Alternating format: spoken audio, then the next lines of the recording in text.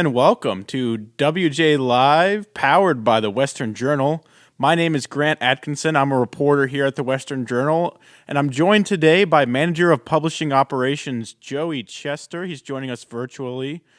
Joey, good to see you. Thanks for joining us. We got a great show for you guys today. We're going to be talking about Elon Musk and Twitter, the news that seems to have kind of taken over the internet in recent days. There's been so many stories, so many tweets and everything coming out about it.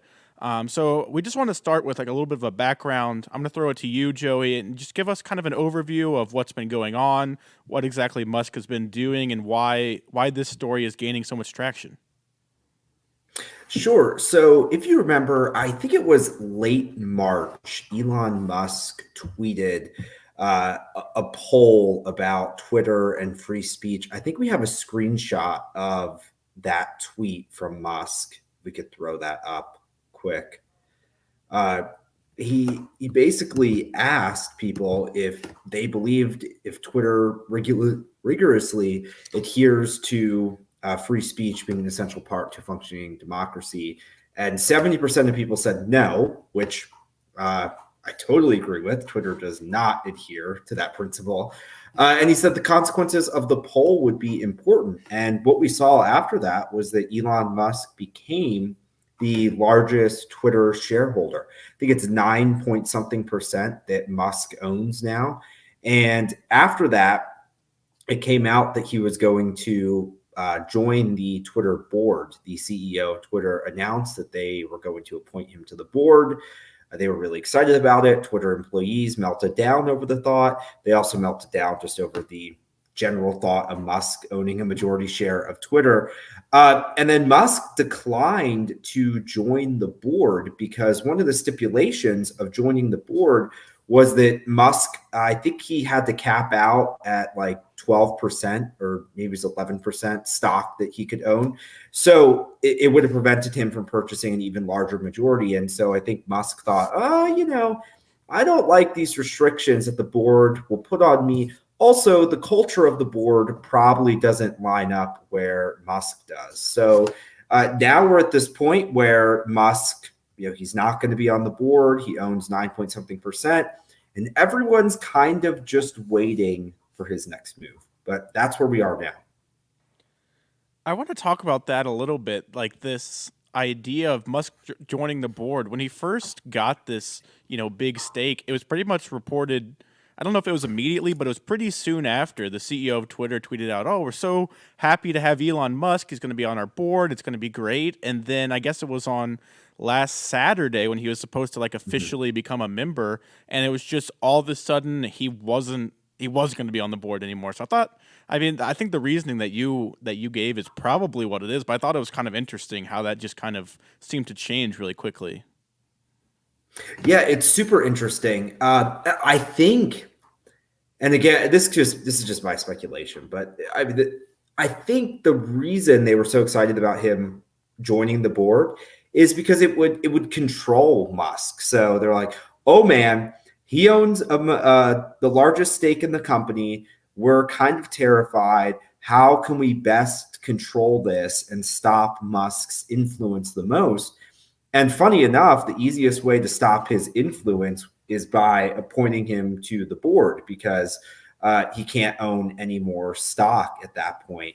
And he has a board of directors he has to work with. So I think that's the reason. And I think Musk realized that and realized that there was a cultural difference between him and the board members.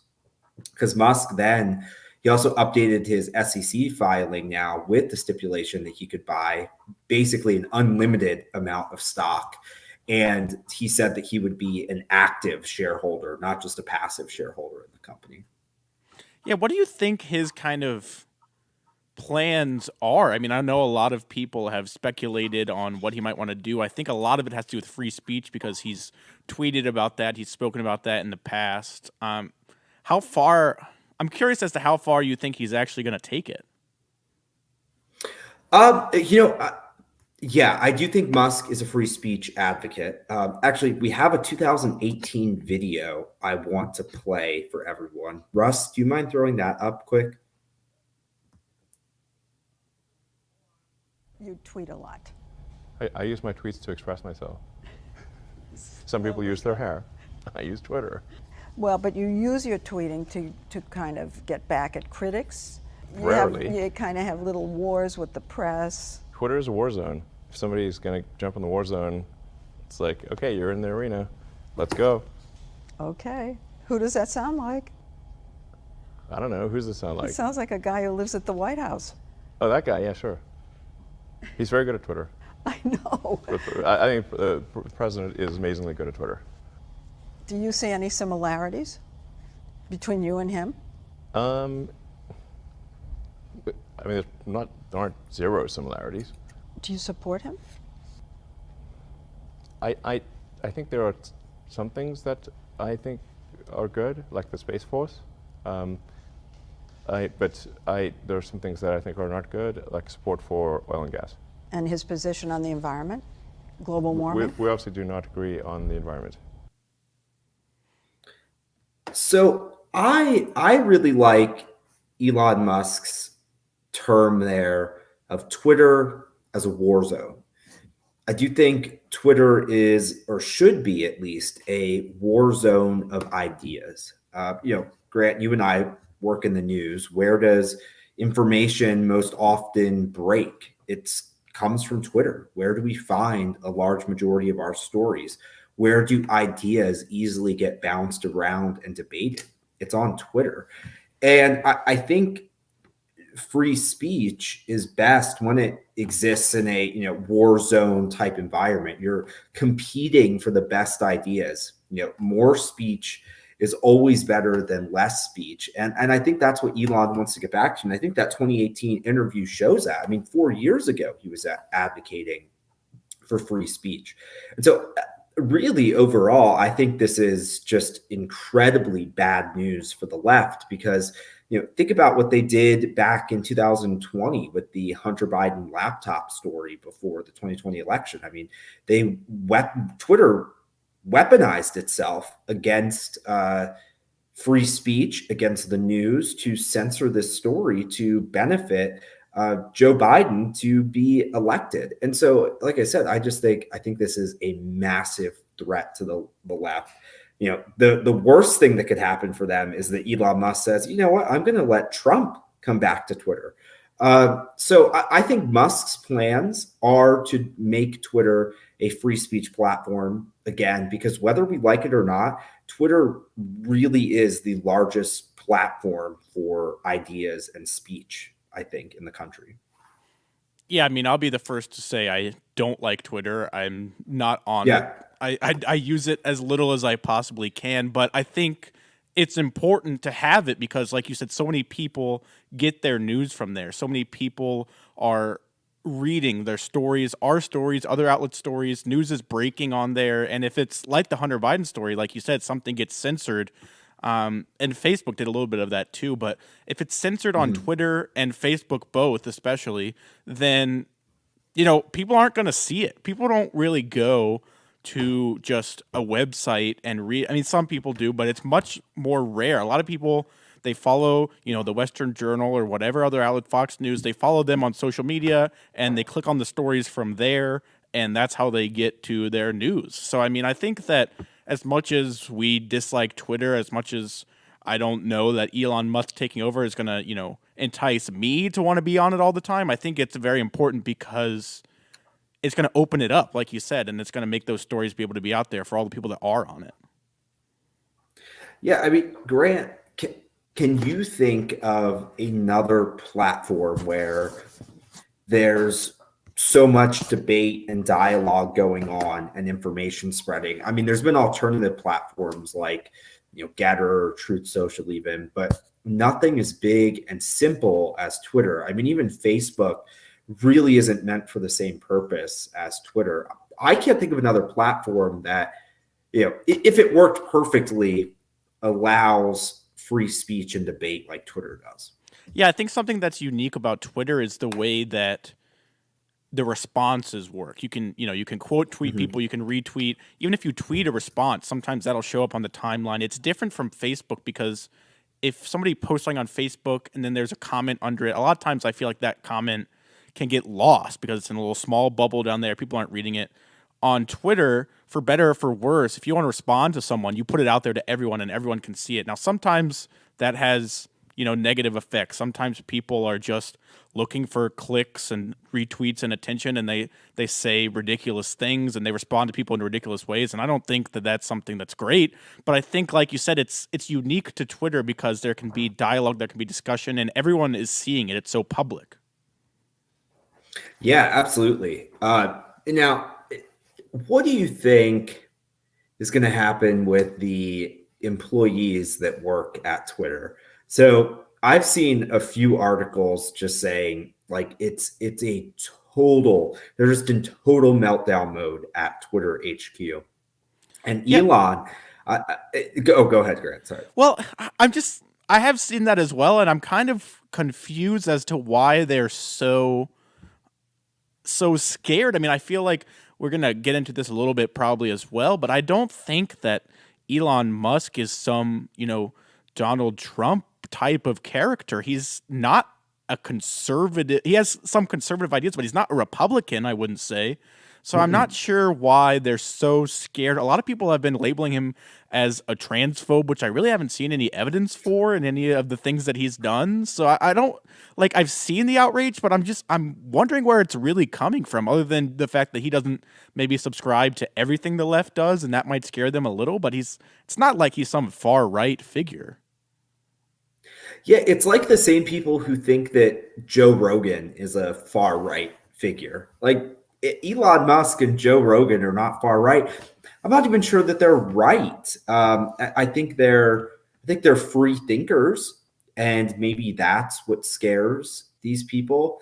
There was a tweet where someone said, "Fire 12 floors of employees," and Elon Musk said, "Exactly." And then he talked about turning the Twitter headquarters into a homeless shelter. So, I mean, clearly, like he's not going to stand down to the employees at Twitter.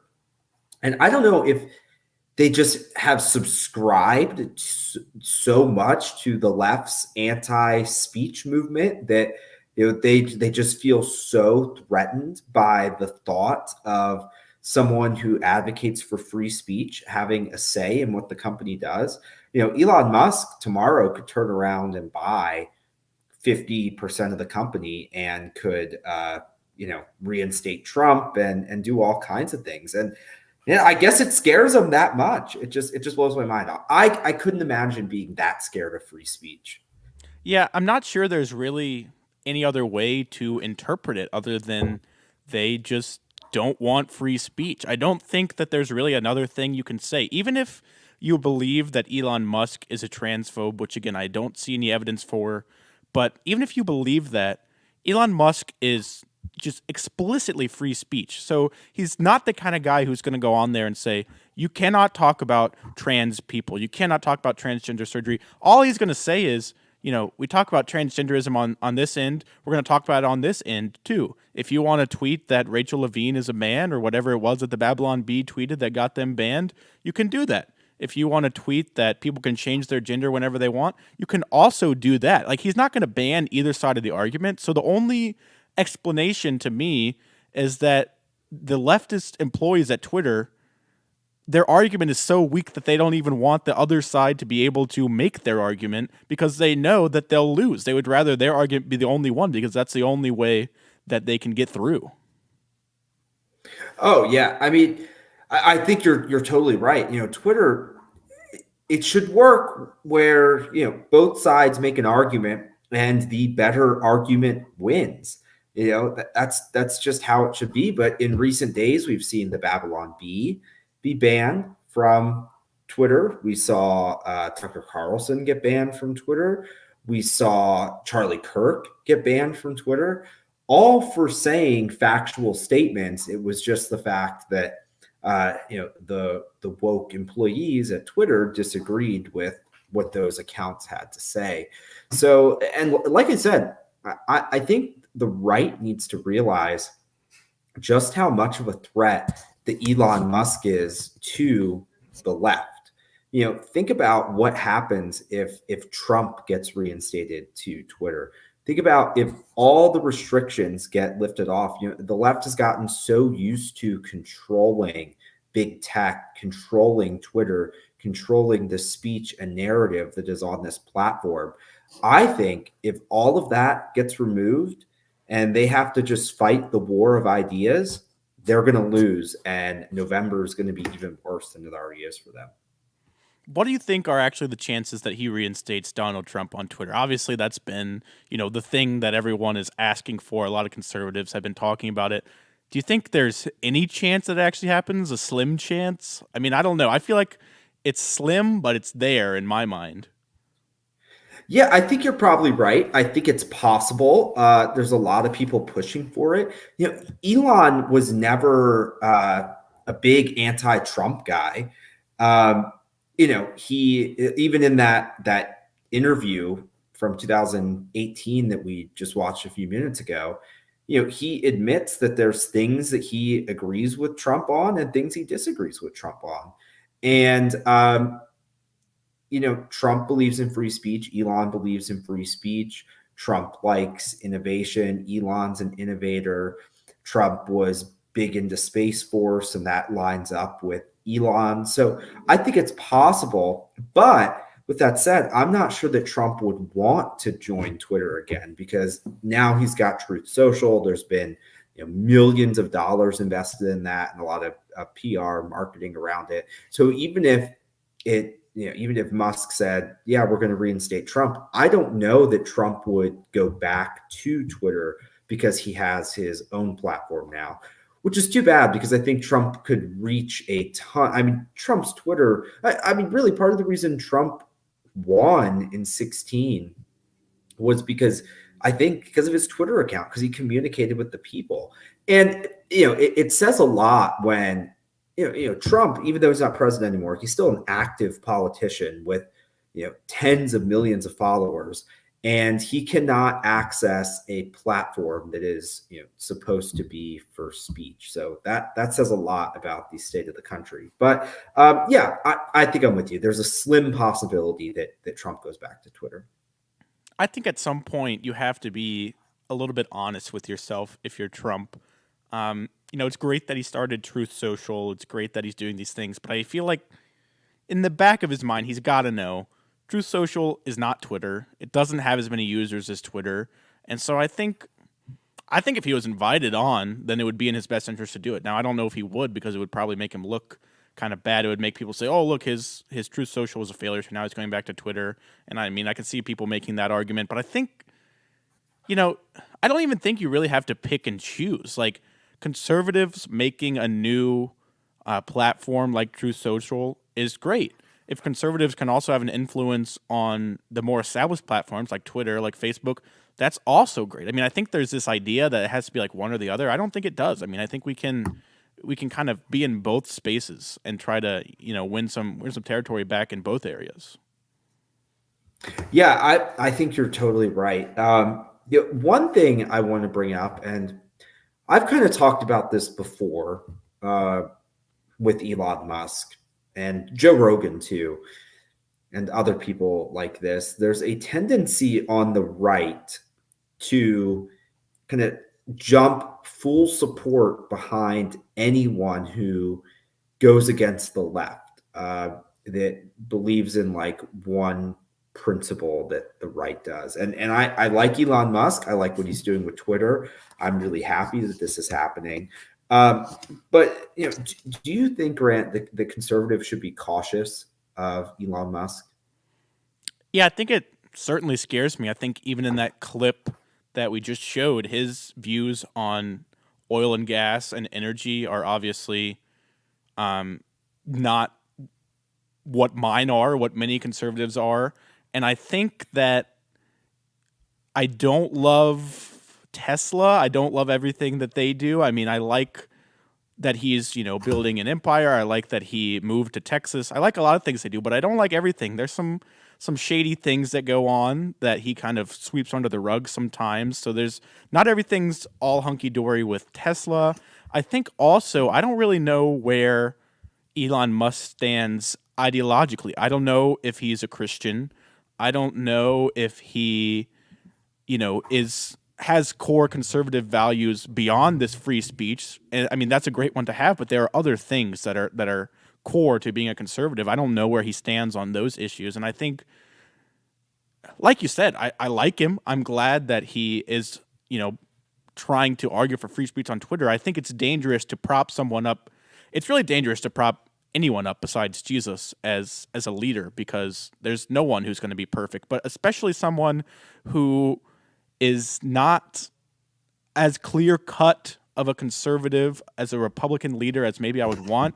I think it's really dangerous when you start lifting someone up to that extent to be like the face of the party or to be like the face of the conservative movement, because one, I don't think that he really wants that label, and two, I just don't think that he is the best candidate to be that person. So I think there's got to be a balance between, I like what he's doing, but he's not the savior and he's not like the perfect conservative voice at the same time. Yeah, I think you've really nailed it. It's possible for those of us on the right to support Musk and certain moves that he's making without supporting all of his ideology or making him an idol on the right.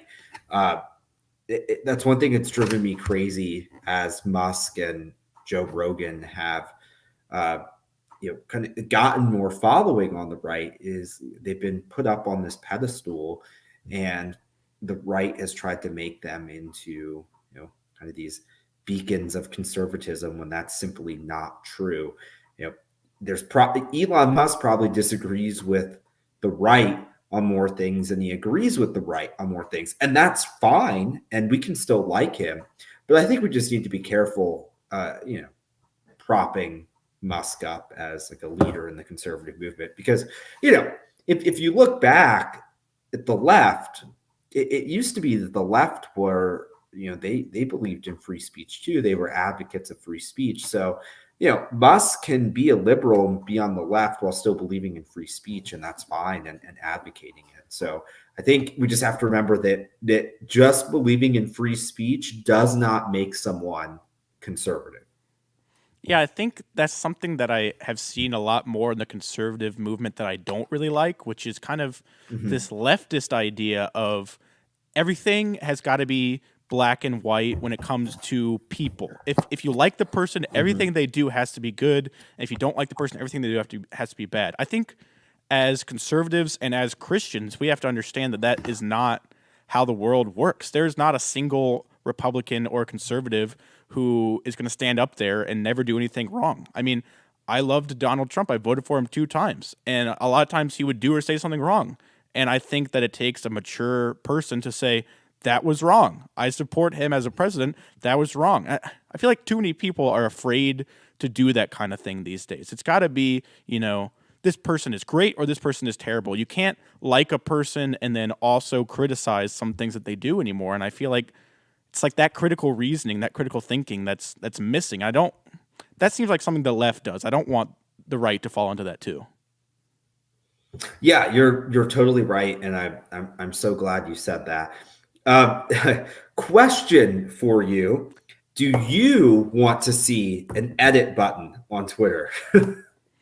I feel like the edit button is dangerous because as soon as you put an edit button in there, then people can change what they say. Especially, I'm wondering if there's going to be like if there was an edit button, if there would be a restriction such as like if somebody has quote tweeted the tweet and then you completely change what the tweet said, then it looks like somebody quote tweeted something that they didn't actually quote tweet because that's not what you originally said. So I don't know. There's got to be like some sort of checks and balances on that if there is going to be. You can't just allow someone to change what they said entirely at any point because, like we talked about earlier, Twitter is very public. It's a place where you can respond and share to people publicly. And if I tweet something, I tweet, I love Joe Biden. And then somebody quote tweets that and says, me too. And then I just change that tweet to, I hate Joe Biden. Well, then that person that quote tweeted it is was trying to say one thing. Now it looks like they're saying the exact opposite thing. So, I mean, that feels dangerous to me. I don't know how they would deal with that issue. Yeah, I think you're totally right. Because, how many times have we pulled up old tweets from someone or, embedded tweets in a story, and those tweets are important. You'll see in like confirmation hearings in the Senate, they'll pull up old tweets from a nominee from 5 years ago, something really bad that they said. And I feel like if there's an edit button and they could just go back in and change it, then that would be really problematic.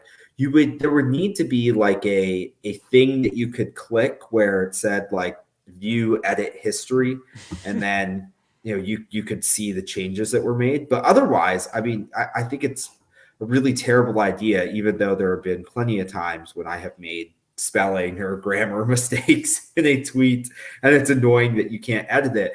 But it's like similar to a text message. I mean, imagine if you could go and edit your text messages. That would be weird too.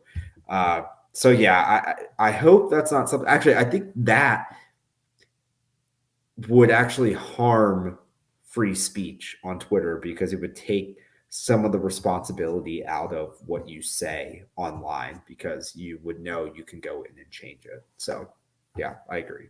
I think that's an interesting discussion too about responsibility online, because I think, there are people who are on Twitter who think that they can just not use their real name and go say terrible things about anyone and just never be held accountable. And I don't think that that's a good thing. I also don't think it's a good thing to bring up, something that somebody wrote on Twitter when they were 15 and now they're 25 and they're trying to get a job or they're trying to do this or that, and you bring that up. So, I mean, that's a whole nother discussion, but it's just interesting to me with Twitter and with all social media. It's like, where do we draw the line as far as people being responsible for what they're saying? We don't want people to get away with just saying terrible things. We also don't want people's past to haunt them forever. So I don't know. I feel like that could be a difficult balance too.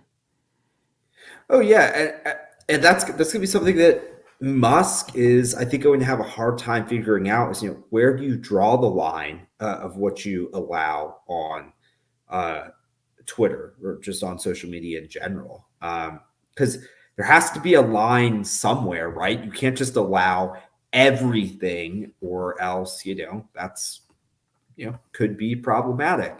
So yeah, that's a really hard discussion, and I hope it's something that Musk can figure out. But I'm really excited about where Twitter could potentially go. I'm excited at the thought of conservatives having less restrictions on us. I'm excited about news publishers like us being able to actually publish conservative content without the threat of being censored. And like I said, I really think that this could be a danger to the left and the kind of the chokehold they've had on big tech for years now. Absolutely. I think that's a good way to kind of wrap it up here, is that, we can talk about it. We can talk about the concerns. We can talk about the good things. But the fact of the matter is that we have someone who is for free speech, who now has a large say in Twitter and a large stake in Twitter. And I think that's a good thing for conservatives. I think that's a good thing for people who like free speech and who want Twitter to be back to a place where people can express their opinions and their thoughts without being censored. So I think, overall, it's a good thing. And it's something that conservatives and free speech lovers in America can be excited about. So I think that's good. Thank you for joining us today, everyone. Thank you, Joey, for joining us virtually. And thank you guys for tuning in. If you enjoyed today's episode, go ahead and hit that subscribe button and hit that bell icon that will pop up. That will make sure that we're not going to get shadow banned. As we've been talking about for this entire episode, there are social media platforms on the left, and YouTube is one of them, who doesn't want some of the things we say to get out there. So they may shadow ban us. They may try to hide our episodes from getting to you. And if you click that subscribe and that bell icon, you're going to get notified to whenever we go live. And so that's not going to be able to happen. You're going to know when we're talking, when we're speaking about these things, and you're going to be able to come on and see them whenever you want. So go ahead and do that. If you feel led to support our bigger cause here at the Western Journal, the journalism that we do and all the writing and just all the things that go into what we do here, you can go over to www.westernjournal.com/join, and there'll be an option for you to subscribe. If you don't feel led to do that, that's totally fine. Keep watching, keep reading. You don't need to become a member to support what we're doing. But if you do feel led to support us in that way, that would be great. It super helps us out. We really appreciate anyone who's willing to do that. So again, that's westernjournal.com/join. We'll be here with wjlive every Monday, Wednesday, and Friday, except this Friday. We won't be here because we're going to be celebrating Good Friday. We're going to be recognizing that sacrifice that Jesus made for us, obviously, a special day. But we'll be back on Monday at 2 p.m. Eastern. 2 p.m. Pacific, 5 p.m. Eastern, and we'll be back to that regular schedule on Monday. Thanks for joining us, and we'll see you on Monday.